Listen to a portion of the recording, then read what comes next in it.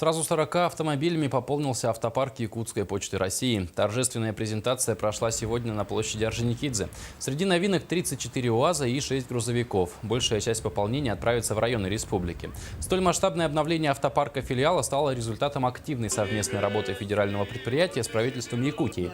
Всего же на сегодняшний день автопарк регионального отделения Почты России составляет 209 единиц техники, обслуживающей 186 почтовых маршрутов общей протяженностью более 50 тысяч километров.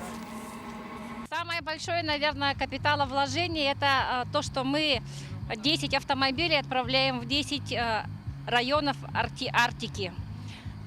Думаю, что население будет рады наши работники.